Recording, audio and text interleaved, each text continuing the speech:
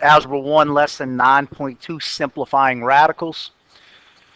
Two goals: using properties of radicals to simplify radicals, and we're using equations to model real-life problems using radicals, beginning on page 511. Today, we're talking about simplifying radical numbers. Remember, a radical just means something that has a radical in it. A square root sign is what we'll focus on. We'll simplify starting off with what's called perfect squares. Remember, perfect squares are when you count by integers like 1, 2, 3, 4, 5, 6. You can keep going on and on forever. This perfect squares we're talking about, though, 1 times 1 is the number 1. 2 times 2 is the number 4. 3 times 3 is the number 9. 4 times 4 is the number 16.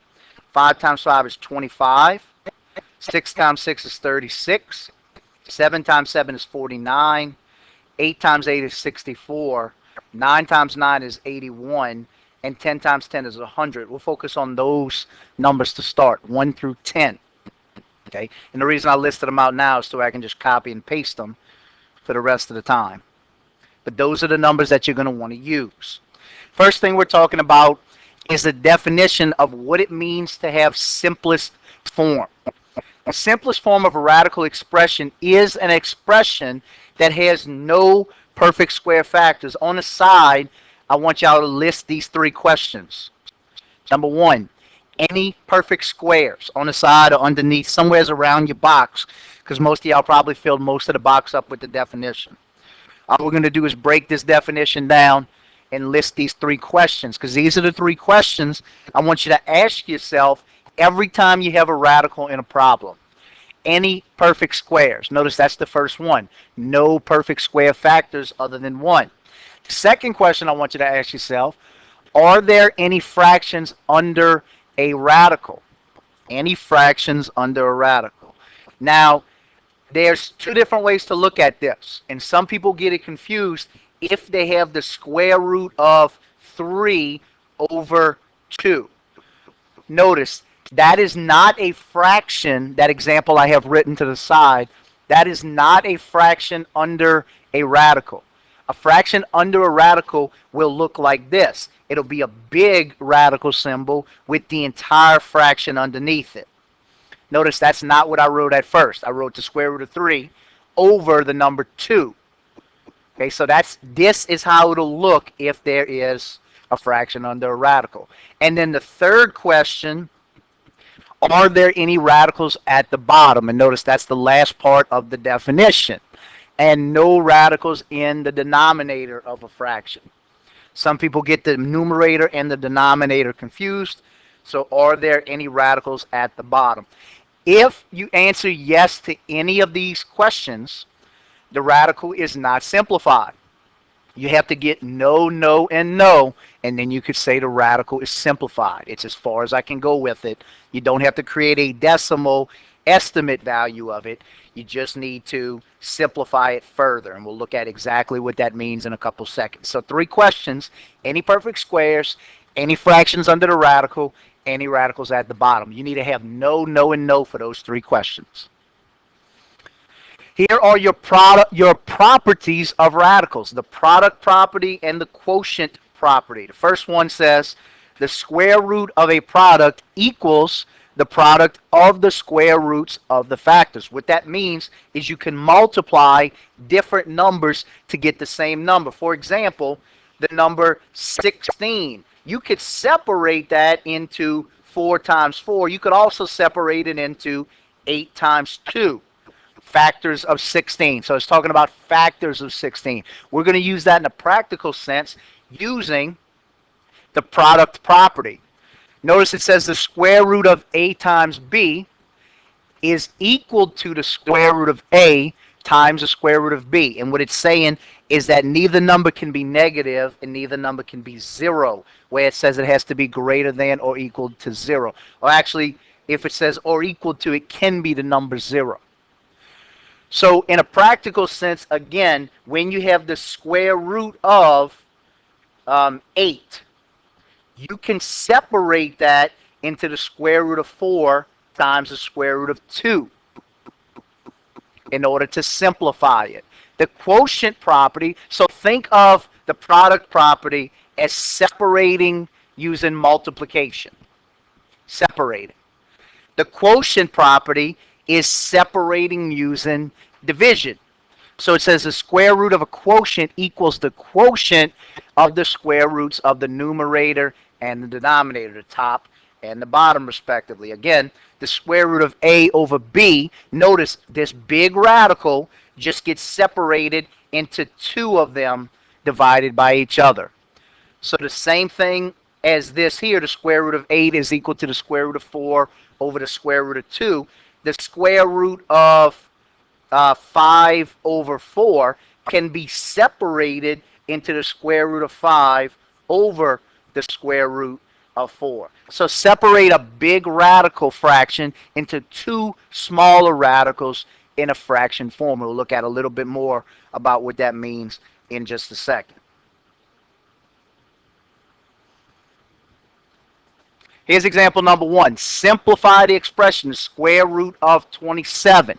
You have 3 questions that we did with the definition a minute ago. Are there any perfect squares? Is there a fraction under the radical? Is there a radical at the bottom of the fraction? So you can quickly answer 2 of those questions right away. There's no fractions present at all. So you know you get no and no with the other 2, question number 2 and question number 3. The first question, though, says, is there a perfect square that's a factor of 27? Remember what your perfect squares are. Your perfect squares are these numbers right here, the ones I listed out earlier. 1, 4, 9, 16, 25, 36, 49, 64, 81, 100. And they keep going past that. But we'll focus on those for right now. The square root of 27, one of those numbers multiplies by something to give you 27. Remember, you're never going to simplify using the number 1 because it doesn't make the number any smaller. But we can simplify 27 using the number 9. That's a factor of it. The square root of 9 times the square root of what? And remember, you always, when you're listing the factors, always put the perfect one first. Instead of doing it this way, the square root of 3, square root of 9. It doesn't make it wrong. In fact, that's perfectly right. But you're going to have to reorder it when you put the coefficient up first anyways. So it makes it easier to go ahead and put the perfect one first. So the square root of 9 using the product property says that that's the square root of 9 times 3, which simplifies. There's no reason really to write this step. Just go straight to using the product property, the square root of 9 times the square root of 3. And you know to simplify what times itself is 9. Now notice this one is not under a radical. It's the number 3. So 3 times the square root of 3. So take your perfect square out. What do you multiply the perfect square by? And then simplify the perfect square. Let's do the same thing with another example on the back. Simplify the expression, the square root of 48. Remember, take your perfect squares, these. Which number do you multiply by to get 48? And then simplify it.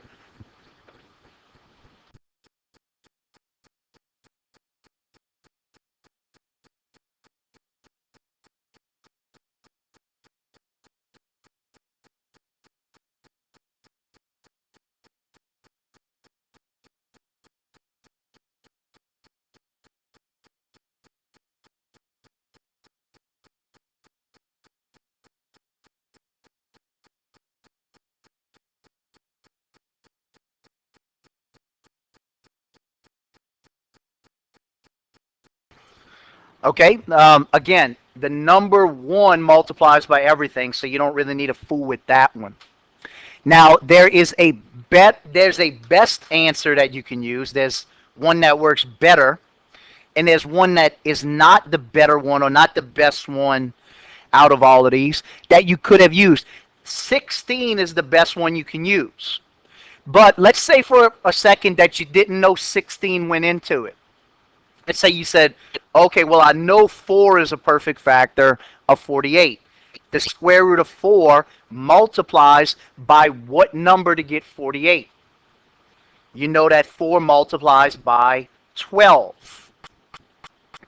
So when you simplify this, you get something that says the square root of 4, which we know is 2, times the square root of 12. At this step right here, there's 3 questions you ask yourself. 2 of them involve fractions. There's no fraction up there at all. So you get no for both of those questions. There's not a fraction under the radical, and there's no radical at the bottom. The other question says, is there a perfect square in 12? Again, these numbers are your perfect squares.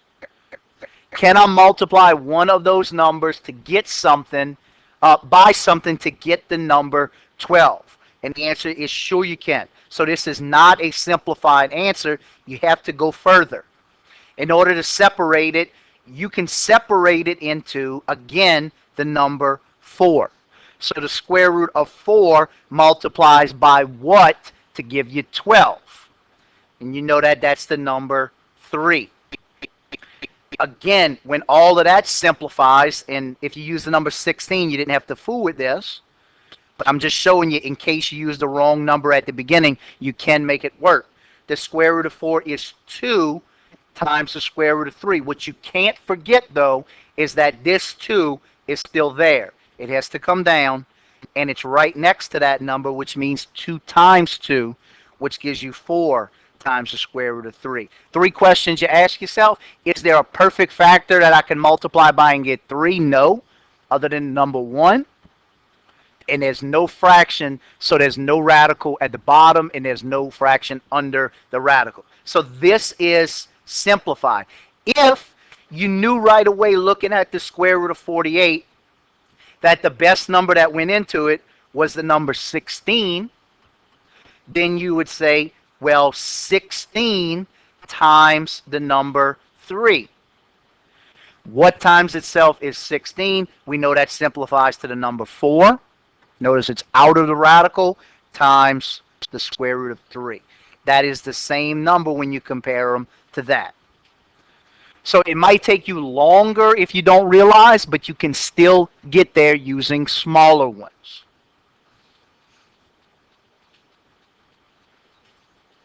Example number 2 is the quotient property. Again, you have the square root of, now you got a fraction under the radical, so it's not simplified right away. The first thing you want to do is use the quotient property to separate it. This is an easy concept for most people to understand. Separate it into 2 small ones with a division symbol in the middle. So the square root of 5 over the square root of 16. Now it's separated. The square root of 5 does not have a perfect square in it, so it can remain as the square root of 5. And the square root of 16 we know is the number 4. So that is simplified. You get no for the 3 questions that you need to ask yourself. Is there a perfect square in 5? No. Is there a fraction under the radical? No. Remember, this is not a fraction under the radical. This is what it looks like when there's a fraction under the radical, when it's the whole thing. And there's no radical at the bottom. That is a number that's outside of the radical symbol. Square root of 5 over 4. Okay. For the other one, the square root of 48 over 75, we can separate those into 2 separate ones. Okay, so the square root, notice for the first step, it says the square root of 3 times 16, because 3 times 16, we just did that one a minute ago with 48 on the extra example, and 3 times 25. Anytime you have the same thing divided by itself, it can cancel out, and that's how we get to that. 3 divided by 3 canceled out. So now you have something that says the square root of 16 over 25. Separate that into 2 radicals. The square root of 16 over the square root of 25. Now it's just 2 radicals you can simplify. What times itself is 16? We know it's the number 4. What times itself is 25? We know it's the number 5. 4/5.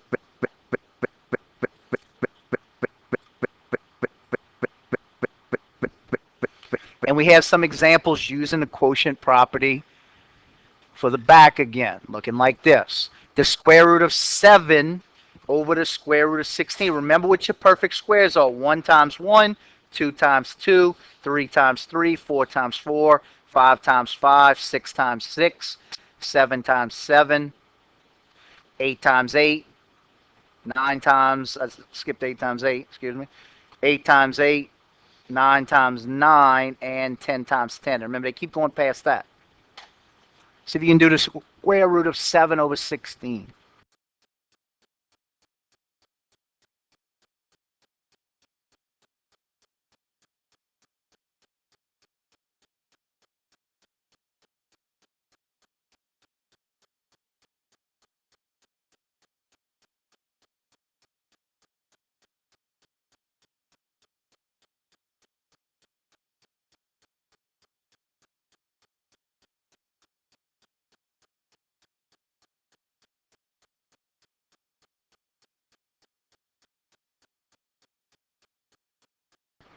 Okay, when we look at this one, there is a fraction under the radical. This can't stay like this.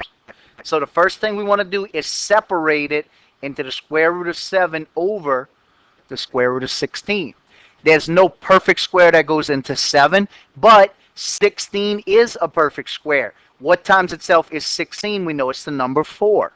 So we have the square root of 7 over 4. You can determine if this is simplified enough or not, because there's 3 questions you ask yourself. Is there a perfect square in 7? No. None of these numbers multiply by anything to give you 7. There's no fraction under the radical, and there's no radical at the bottom. So this is considered a perfect square. Let's try this one. A square root of 18 over 3.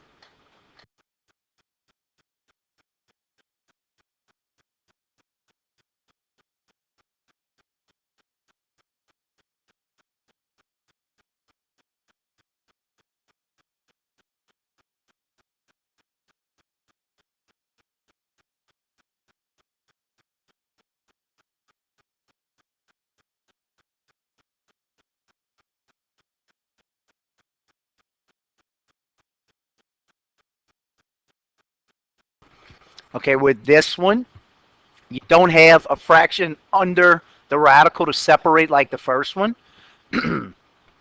But there is a perfect square in 18.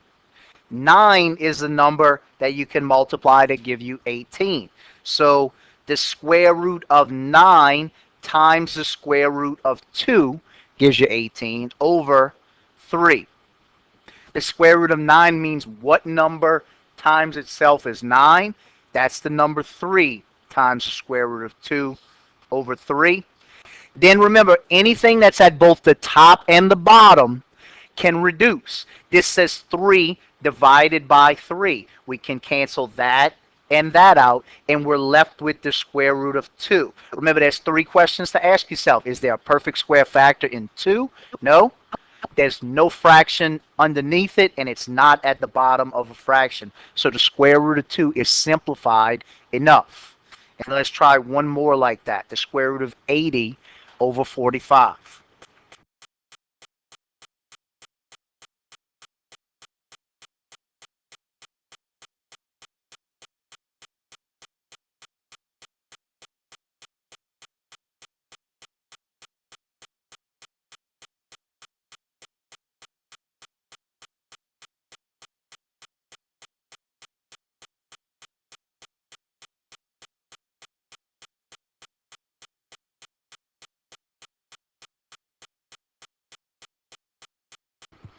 Okay, when you simplify this one, it could be simplified first off into the square root of 80. It could be separated over the square root of 45. Now, most people don't know that the square root of 80 can be separated into this next one. It can be the square root of 16 times the square root of 5.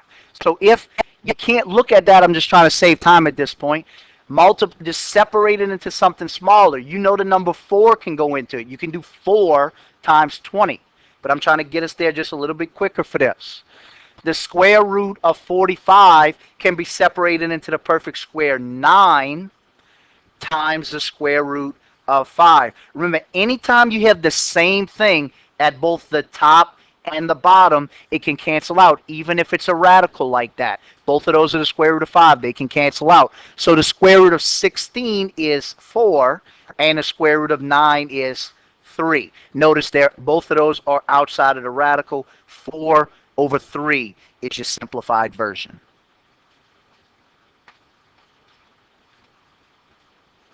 And then on your checkpoint, you have a few different problems. You're going to work on those for homework tonight.